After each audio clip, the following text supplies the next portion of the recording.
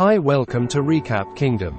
Today I am going to explain an action drama war film called All Quiet on the Western Front.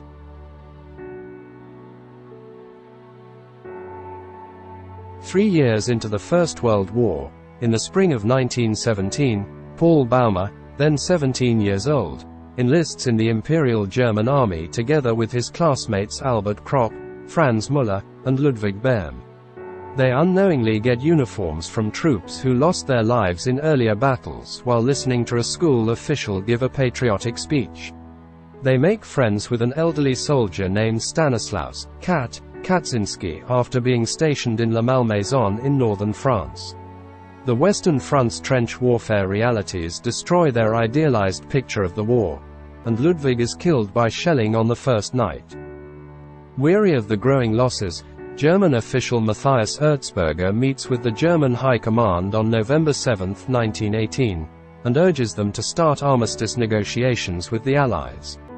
Paul and Kat, who had become close behind the front in Champagne, steal a goose from a farm to share with Albert, Franz, and another veteran named Jardan Stackfleet. Kat, who is illiterate, has Paul read him a letter from his wife and expresses concern that he would not be able to reintegrate into society once the war is over. A French woman spends the night with Franz, and Franz takes home her scarf as a memento. General Friedrichs drives Erzberger and the German delegation to a train headed for the forest of Compiègne on November 9 in order to conduct ceasefire talks there. When Paul and his friends go out to recover 60 missing recruits who were supposed to strengthen their unit, they learn that they were gassed to death after removing their masks too soon. Before French troops arrive, Friedrichs, who opposes the negotiations, issues an order to strike. The delegation led by Erzberger arrives in the forest of Compiègne that evening, and Paul's unit is ordered to the front to be ready to attack the French lines. The Supreme Allied Commander, Ferdinand Foch, gives the Germans a strict deadline of 72 hours on November 10 a.m. to accept the Allied demands. After engaging in hand-to-hand combat, the German attack succeeds in capturing the French front line, but is quickly defeated by a counterattack using tanks, planes, and flamethrowers from Saint-Chamond. Albert is slain while attempting to give up, and Franz gets separated from the gang. Paul stabs a French soldier while they are trapped in a crater in no man's land. After seeing him slowly die, Paul feels regret and begs the soldier's forgiveness from his dead body.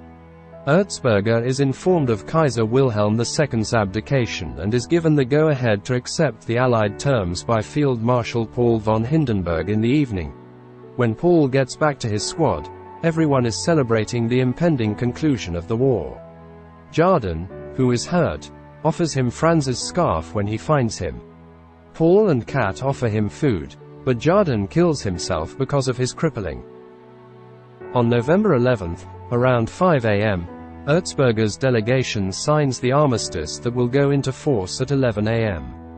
Paul and Kat break into the farm one last time after learning of the ceasefire, but Kat is shot by the farmer's little son and passes away as Paul rushes him to the hospital.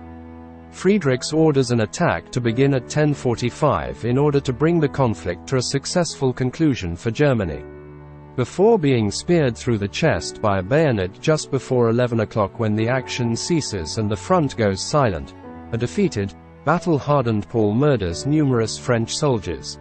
A little while later, Paul's mud-caked body is discovered by a newly arrived German recruit that Paul had spared in the battle, and he finds Franz's scarf that Jardan had given it to Paul.